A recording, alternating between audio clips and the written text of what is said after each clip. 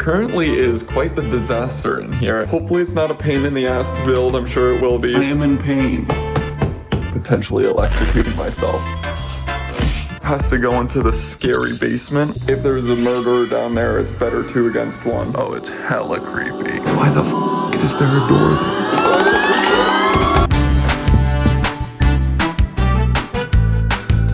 there? It's looking so good. The ultimate cozy space.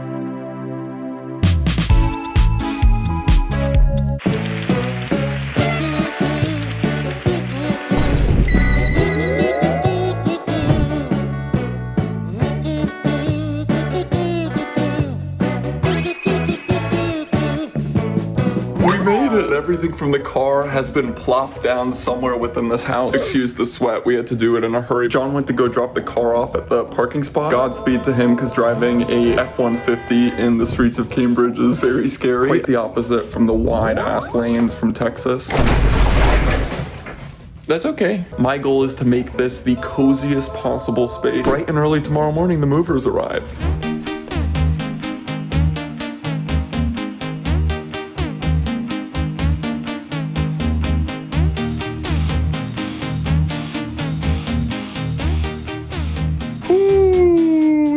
We have our work cut out for us. The kitchen / dining room, aka common room, come with a few things like a sink, a fridge, a counter, a pantry, as well as some clear shelves. The biggest furniture item that has to go in here is our dining room table, slightly destroyed by bite marks from the dogs. Next to the table, I'm gonna add a lamp and our entryway table that I'm gonna convert into a coffee bar. And then I'll fill the rest of the space with a candle warmer, as well as maybe a potted succulent bowl. Still TBD, since I'm unable to keep succulents alive. I'm gonna buy an island and some stools online, and then I'm gonna separate the dining area from the kitchen with some rugs and runners. I'll throw some things up on the wall. And lastly, I want to bring in some more greenery, some plants that I'll inevitably kill. Hopefully not, but most likely so. So with that, we have our plan.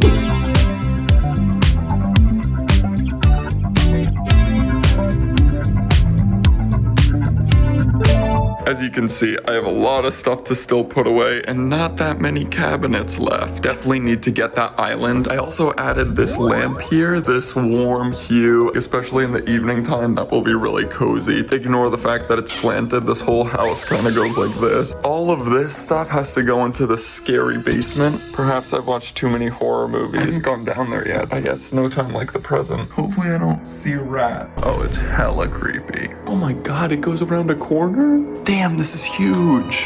Why? Why the f is there a door there? I am thoroughly creeped out. So I don't like that. New plan, I'm gonna wait for John to come home before I do that. A, because if I fall, I want someone here to hear me scream. B, because if there's a murderer down there, it's better 2 against 1.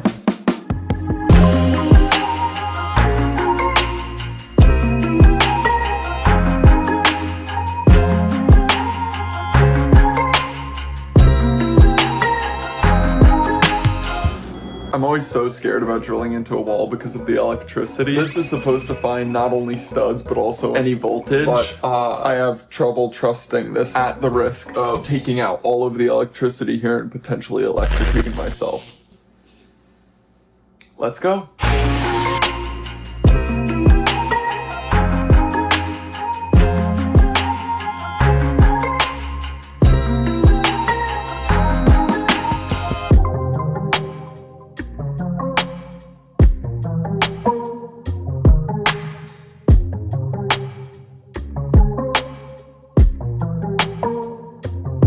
Eventually, the island just got dropped off. It's the last bit of storage I need. Hopefully it's not a pain in the ass to build. I'm sure it will be.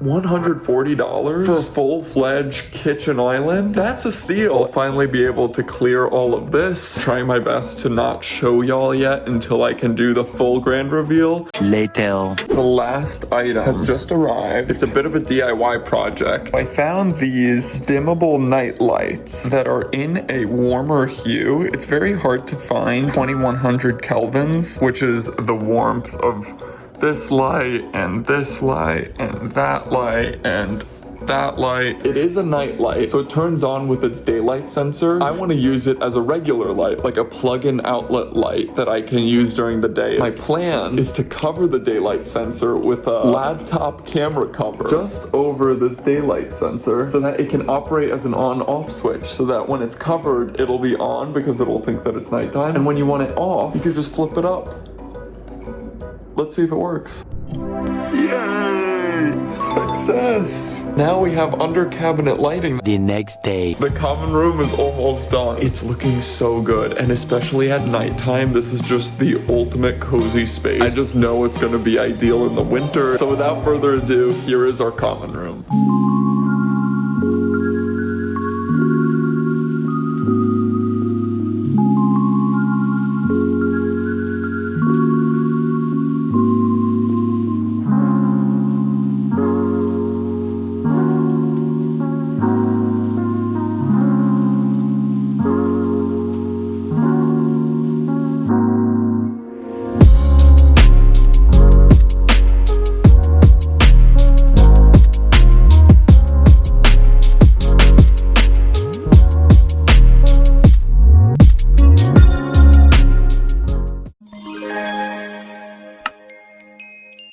I'm gonna be spending a majority of my weekdays in my office, so I want to make sure that it's a really nice space that I want to be in, that the animals want to hang out with me in. So here's my plan. I'll have my desk centered on the window that looks out to the backyard, make room for my bookshelf, display my Legos on top. I'll designate a space for my snake Lucy, as well as my rabbit Morty. Then I'll add a nice cushion for the dogs to sleep on or come hang out with me while I'm editing. Lastly, I'll throw up some curtains to give myself some privacy, as well as a mirror to make the room look just a little bigger.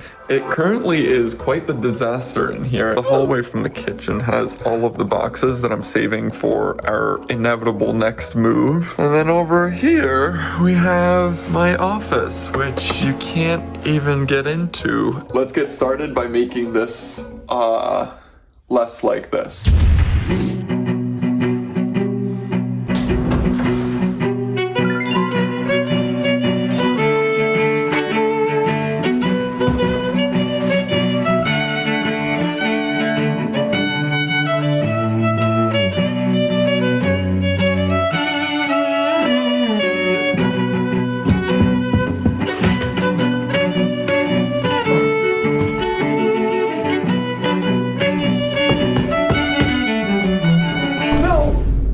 It's so not straight. I'm gonna teach you my hack for fixing things that are just slightly not level, but you don't want to redo these wall things. Take a little piece of tape or anything, honestly, it could even be paper, fold it up into a very thin strip. Take the side that is a little bit lower than it should be, wrap the tape or paper around the side to give it a little extra height when it catches on the bracket. With a little bit of trial and error, it's level.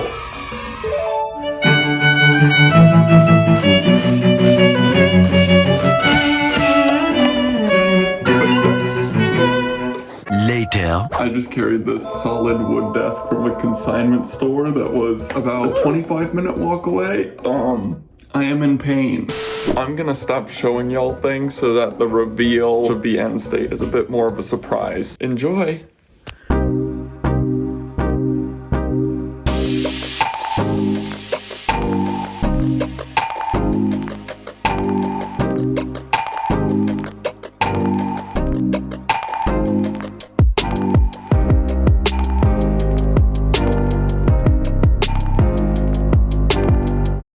Oh, I can't wait for this whole house to not be a pile of stuff. I always get so anxious whenever we move and I'm moving in and it takes longer than I expected, but I always just have to remind myself that Rome wasn't built in a day and I just gotta chill the F out. We'll get there. We always do.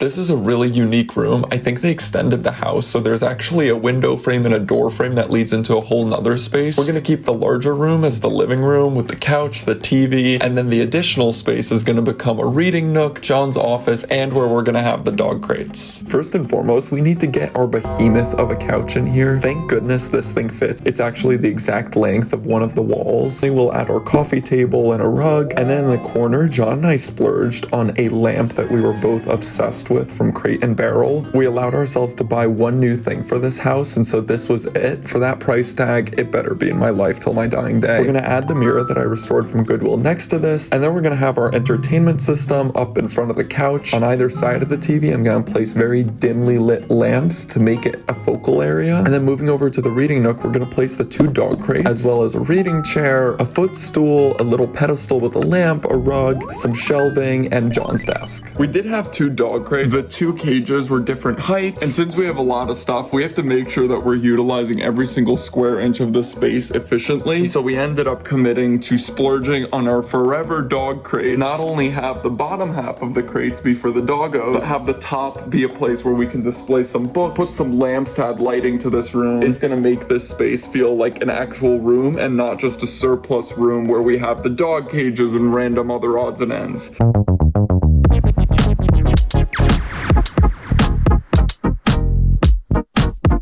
Well, I just finished building that and they immediately crawled in there. I love it. A few moments later. Now they each have their own and they are loving it.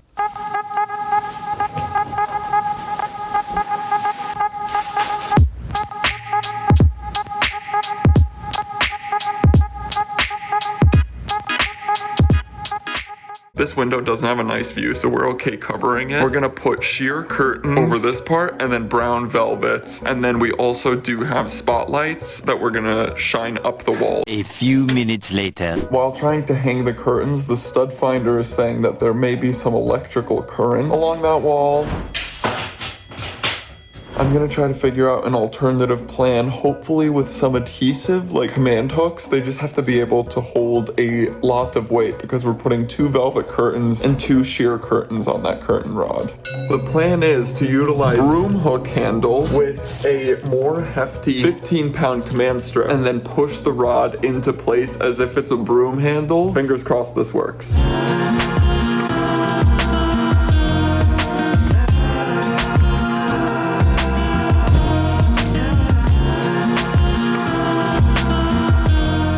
I am pleasantly surprised. This seems like it's gonna hold. 10 seconds later.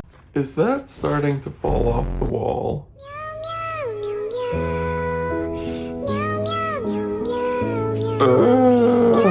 It's falling off the wall. It's the next day. Lo and behold, the curtains fell. Yay! I am unwilling to give up. It just looked so good. My thought is to still leverage all of the equipment that I did purchase, these broom handles and command strips. I'm wondering if I put super glue on each command strip, is that gonna help? Let's see. Plan D may be a success. Imagine it just falls right when I do that. I guess I'll let you see the final result of what this room looks like right now.